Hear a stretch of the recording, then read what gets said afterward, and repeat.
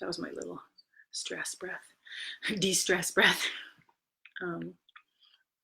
Hi, my name is Krista. If you haven't been here before, this is lēmniscāta Live. And this is episode number 6. And today we're talking about bad theater. Tagline, performance versus enactment.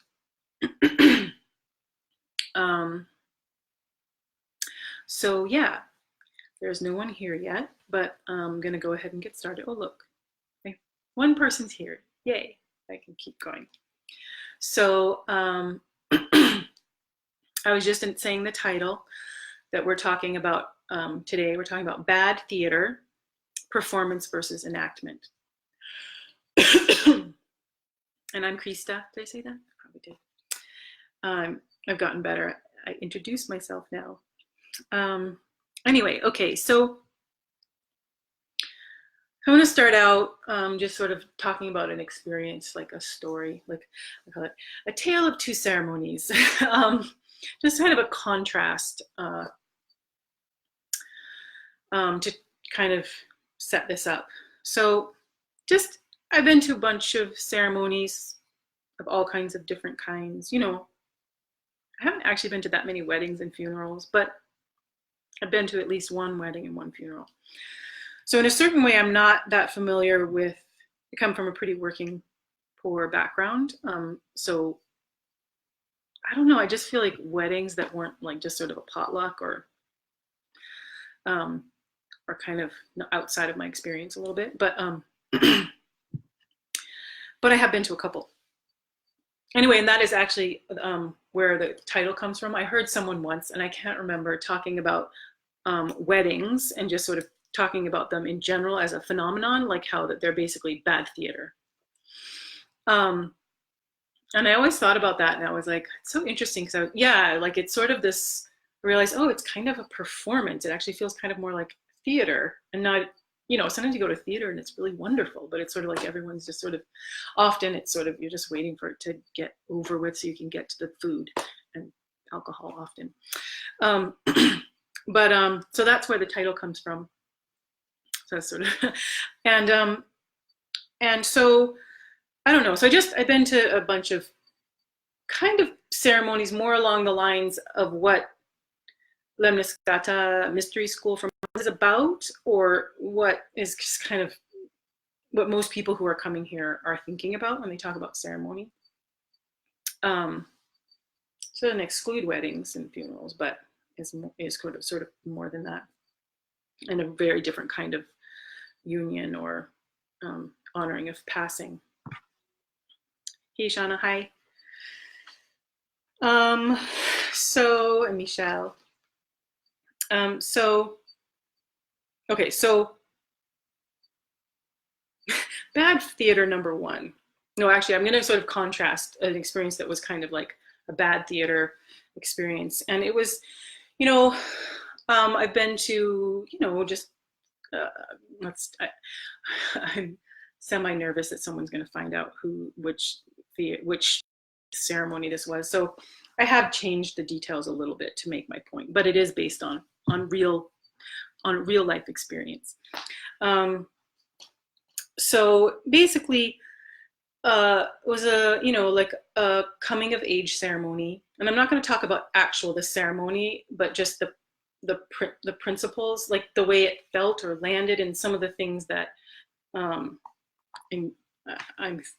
come to think about it. And that this is the way a lot of things, like, and I think a couple ones ago, I kind of trashed like red tent things. And it's specifically for this kind of purpose. And it's not, and I realized, I mean, I should be a little more compassionate. So I'm sorry, people who are who do the red tent stuff. I guess the ones I've been invited to and gone to have been similar to this experience, where, you know, there's little to no preparation for these things, for like the people who are coming. It's sort of more like a performance, you know, in the sense that the people who are organizing it kind of get it all ready, and it's like this thing that other people come to, and then, you know, which I think in even ceremony, that's still a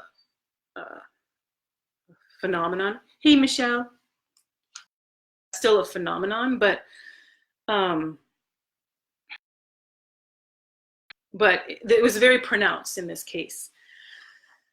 So, and then whatever prep there was kind of shallow. So it was like, you know, a coming of age ceremony that basically no one had, you know, like, I'm going to compare it to the other experience where, you know, like maybe there was some time, there was no preparation. It was just kind of shallow, and it was limited to the human realm. You know, like this person does this, and asking people to, you know, bring a certain thing, and then everyone gathered for like, I don't know, it was 2 hours maximum that everyone came together. And, you know, basically followed the organizer's instructions. And I struggle, in this particular case, I struggled to find my way in it. And I think that even like the thing that I offered wasn't really understood by the recipient in a way. I was just sort of really, it was a sort of weird hybrid of like of wanting the ceremony. Like, I mean, I appreciate this longing for ceremony. And I think that what I've come to realize is that, you know, what most people's experience is like these bad theater weddings and funerals that are comforting to a degree, because it's like, okay, we know what to do. There's, you know, especially with a death, like something happens and you can really get knocked, you know, like the wind knocked out of you, the rug pulled out from under you, and it can be nice to just know that there's just, everyone knows what to do. You call the undertaker, you know, that's of course being interrupted a little bit and kind of restored back to some more traditional ways. But also there was really community connection. Like I showed up and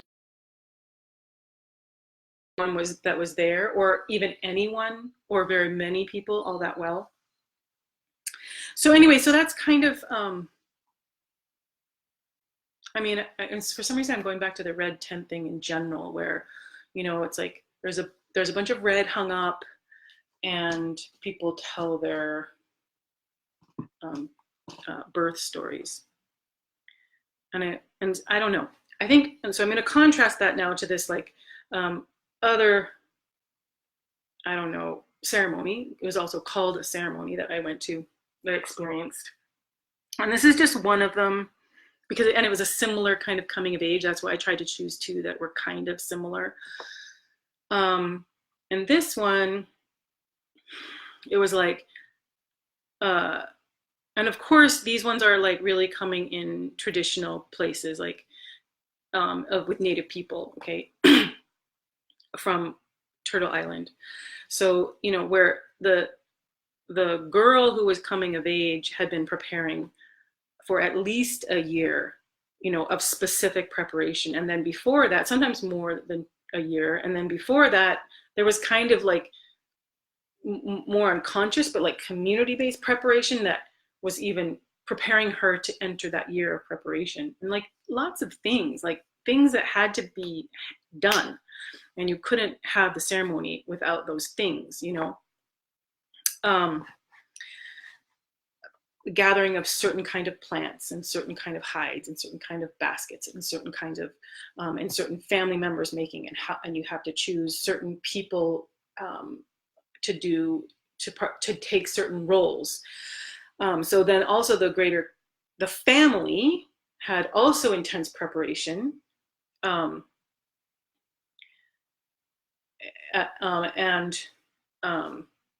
there are protocols around requesting support from someone to carry out the ceremony. And so lots of preparation. And then the actual event, the event itself, it lasted days, not hours. And, you know, I mean, I think sort of like around a week, okay? maybe there were 4 days that were sort of set for that, what I was talking about in the other ceremony, where people who weren't necessarily for guests, okay, not necessarily the inner community, and then there were special guests who were invited. It's not like they were just like whatever the public, but they might be acquaintances or so. And people came and camped for more than one day, these guests, and some guests came for an afternoon too. And I have been to some that were one full day. But it was still, even then, it was like, started with the sweat. You come early, and you can come for not all of it, but there were enough people who came and who were, there was like a threshold of people who kind of knew what was happening, that the whole thing could be supported, and that guests could come for half a day or etc. And still kind of follow. The other thing was that it involved the elements, not just the people. It involved the fire, it involved the food, like it involved blessings, it involved dancing, it involved games, it involved singing, it involved prayer, it involved like kind of relationality with things that we don't like, not human kin, but kin beyond the human realm. For like, I don't know, weather is something that comes up for me a lot. Weather is often involved, and it often speaks back to the ceremony as a helper. Water, plants, and also there's something about it that, like, it was hard. It was something hard, specifically the girl or girls that were coming of age. There was like sort of fasting, isolation. I'm kind of drawing in a lot now to cast this wide, but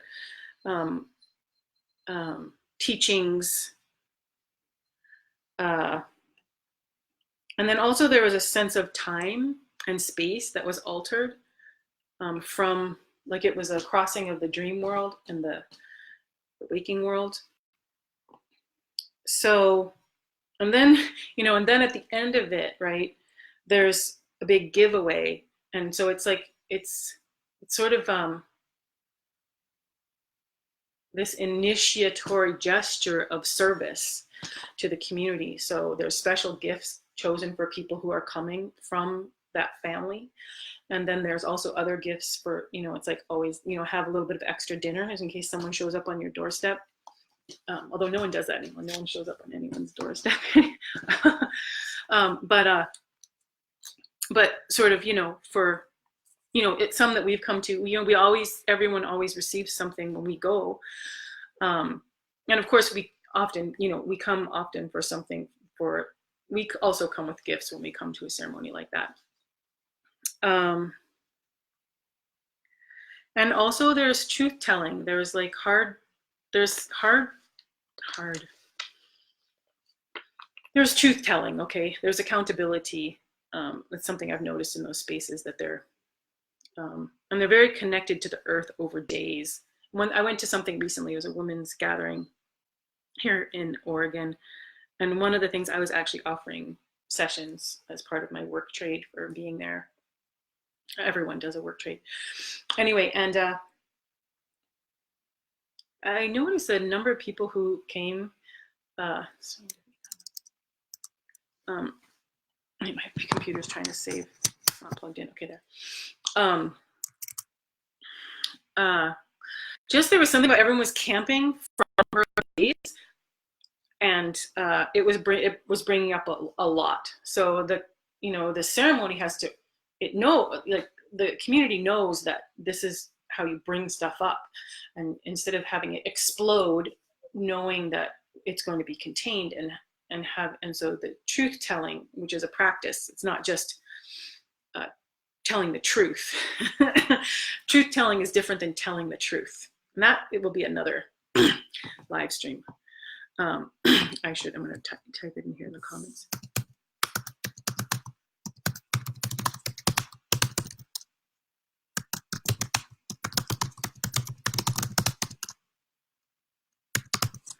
I have to think about exactly what I mean by that. In my gut, I'm like, oh, there's a huge difference. But to sort of unpack that a little bit more.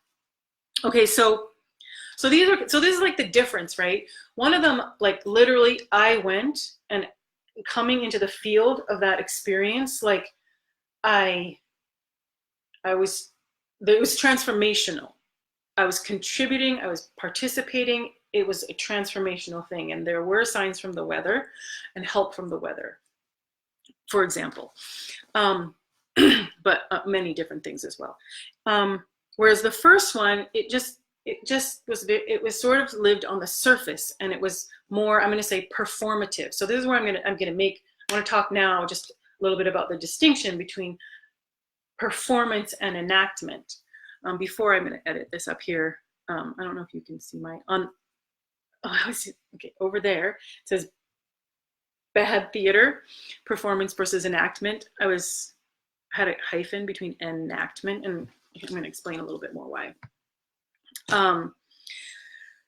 So performance and enactment. When we think of performance, it's my left hand. When we think of performance, or in the context that I'm thinking of, in general, I think of, theater, like, bad theater. So there's also good theater, right? A good movie, whatever, it's enjoyable.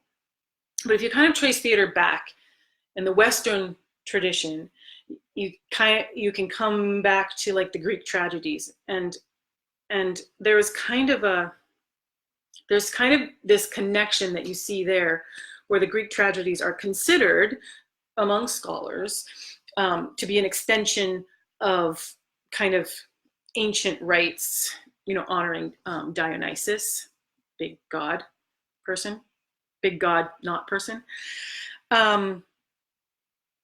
Okay, but instead of being a rite, it used actors.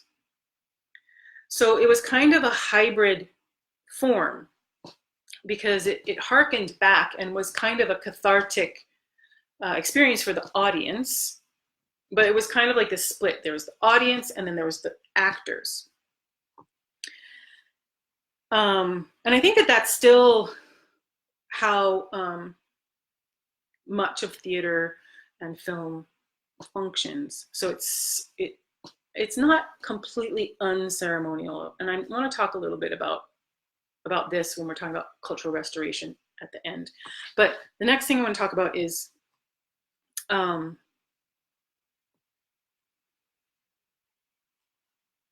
instead of actors, what happens when we have enactors or enactment?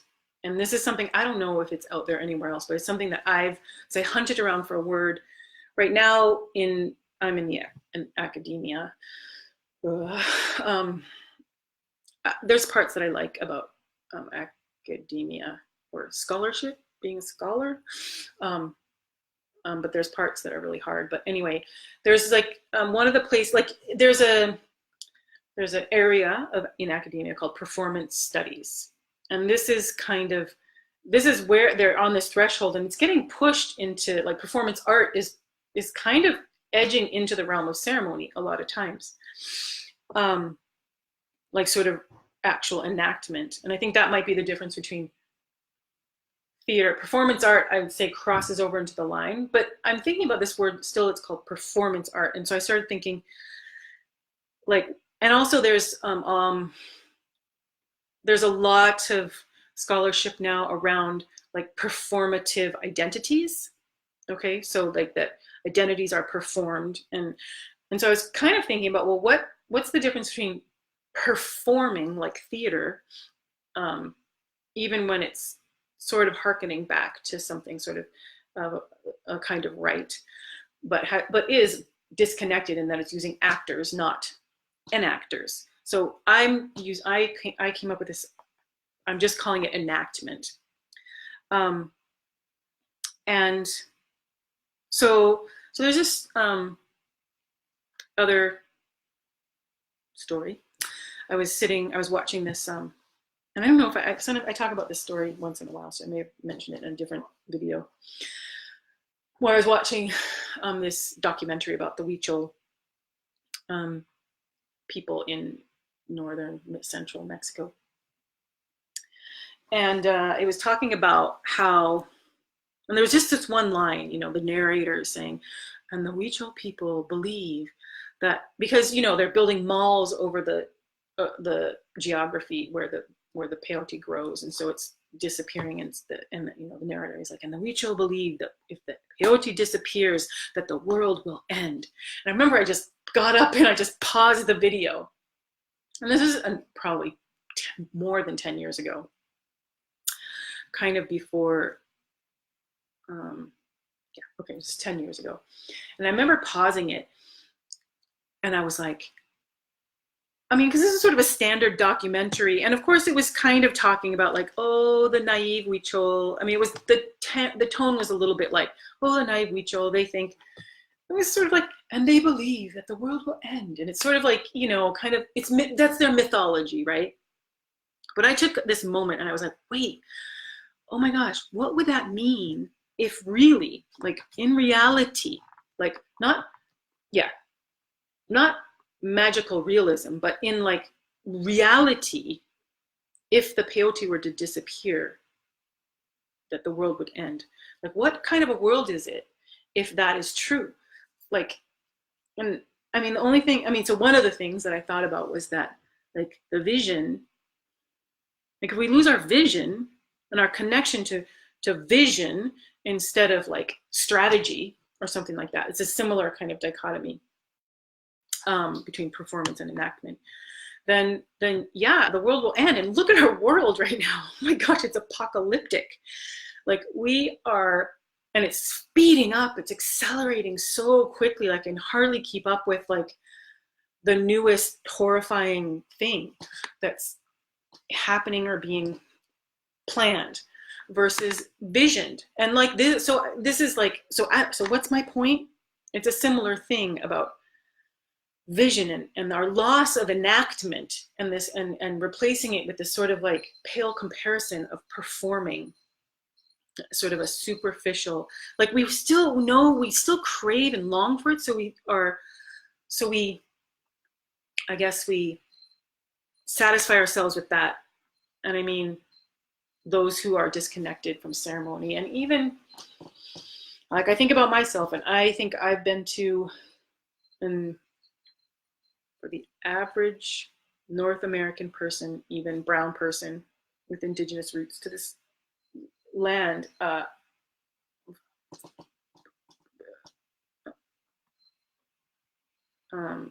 been to some powerful ceremonies, like more than of these sort of enactment type, kind of like just sort of like, oh, it's just how life is. There's the weather can help you, But so it's taken me a while to unpack this, to try to, because this sort of this problem of appropriation, like the impulse is good. It's just that there's something so broken and fragmented. So I'm sort of trying to think like, how can we remember, like bring this back together? So when I think about enactment, just some of the things I talked about in that second ceremony is, this is very counter to some kind of like social justice movements, or I'm not saying that I'm completely against social justice movements or political movements altogether, but it's just not my role. It's not my call. For me, it's like, how do we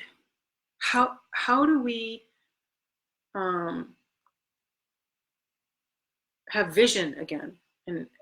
in through that enact world that is going to be, in a good way. That's kind of a stock native term, in a good way, but it's so deep and so profound, and that would take a whole thing to think about how to explain that to people who it's like almost like it's like another language to it. Doesn't just mean in a good way, but there's something, maybe you can even feel it in the word. But anyway, okay, sorry, I'm getting off topic.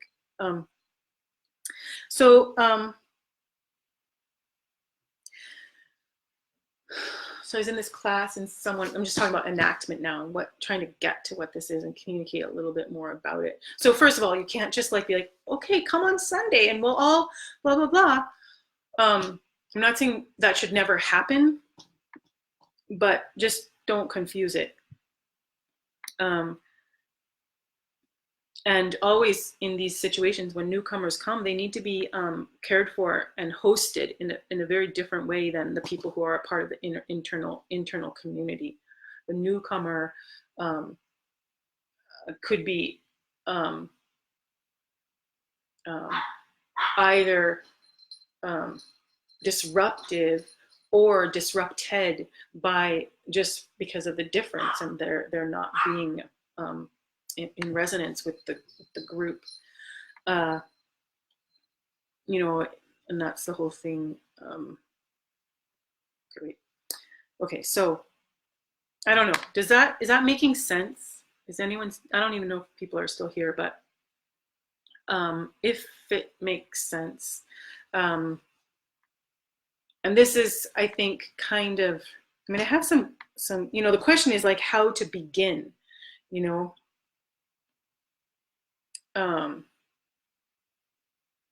And it's so often we think like, well, what do I do, or what do I say? And it's more about this is a quote from a professor that I had in the past, Alejandro Vallega, and it's a paraphrase, I should say, although he's read it and he didn't say, I didn't say no. He says, how do the mountain and the wind constitute me such that I can move this person, right? So you're thinking about coming of age ceremony. There's a girl becoming a woman, or a boy becoming man. I focus on girls. I do have a son though as well, but my work is with girls, with female people. So that's just where I'm at. So okay, so you have this girl, and the question is, how do the mountains and the wind constitute me such that I can move this person from childhood into adulthood, right? You see the difference between what ceremonial elements do we need to have to have this, to mark this time? It's a really different motivation, modality, method. And so then I, kind of building on that, I'm saying this is from a big piece that I wrote that I'm working on publishing. So maybe you'll hear about that coming soon. It's almost ready. I'm not sure if I'm going to release it alone, or if I'm going to group it with some other things. But I say, in resonance with the mountain and the sea and the blood and the sun and the jaguar and the beetle and the loaf and the hubcaps and the buds of Daphne, how can I be in resonance such that I can hear, feel, become the thing that's needed? So in order to help this being cross a threshold, and of course, yeah. So yeah, that's the difference. That's enacting. Whereas, you know, planning. I mean, I'm not saying there's no place for the other thing or that never happens or there's no, you know, but like these big things, they're a lot different. And even like if you have the, if your community life is marked by these kinds of deep enactments and envisioning, then even when you do the small things, everyone kind of brings that with them this way, you know, the small like altar building and always offering tobacco and connecting with, you know, being in reciprocity with the land and with everything around, and being able to feel in your body and your being, like when you're in reciprocity and when you're not. So yeah, so I think that's pretty much what I had planned for today. I do want to mention again, I sort of didn't, I didn't do any live streams for, I don't know, a good month or something, maybe 2, it's not that long, since I sort of started, and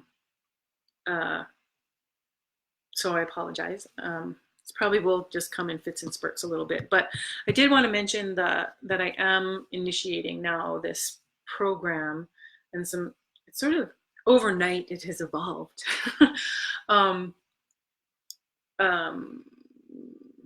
It's sort of, anyway, there's a link here that you can read all about it, the lēmniscāta Mystery School for Mamas. And I just was feeling like, so there's different, there's a free Facebook group, which I put down below just as an entry point if you want to just start out there, because you want to get to know me, right? Because that's how ceremony really works best, is when you get to know someone. So that's partly the highest, whatever, let me say, the most expensive tier, or the most intensive for me in supporting it tier, will be the year-long program that will culminate in our co-creation of a ceremony. So we will spend a year stitching aprons, stitching shrouds, stitching skirts, stitching blankets, you know, and they will all be a part of our ceremony. So, and each will be connected to teachings throughout the year.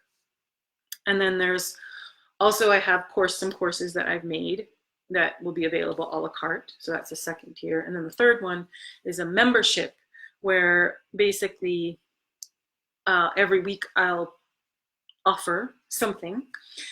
Maybe once a month it will be something live, either like a Q&A or maybe something like this, but something more interactive, like a process of some sort, like an actual group myth mending process, done virtually. I'm gonna experiment with that. Hopefully it works. If it doesn't work, then it should work. Because, oh, that was, yeah, time and space being altered a little bit. Like, yeah, time and space, as long as we have time and space helping us, then it can work. So, and that will be more like a monthly, you can stay in it for as long as you want. It'll be a lower cost, but it'll be hopefully more people. Yeah, and so I'll offer something once a week. And then, you know, like I mentioned, the bigger one will be, yeah, that 1 year intensive. So, yeah, so basically, lēmniscāta Live number 6 has been about bad theater, and the difference between performance and enactment, and how, you know, just sort of what the difference is, like how we make that shift, I think has a lot to do with resolving trauma. And that's what all of this is all about, all of the levels, but really specifically the somatic, like the actual work where I'm supporting that work to happen, will mostly be in the intensive group. There'll be stuff that, like I said, in the membership as well. So yeah,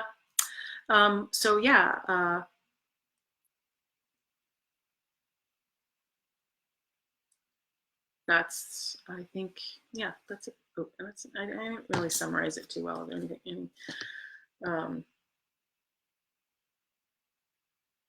you know, we just need certain things. We want to enact and not just act, not replace enactment with acting.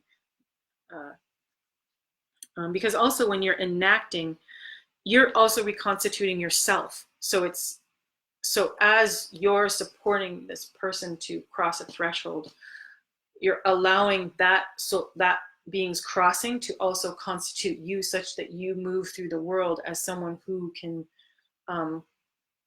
assist with thresholds.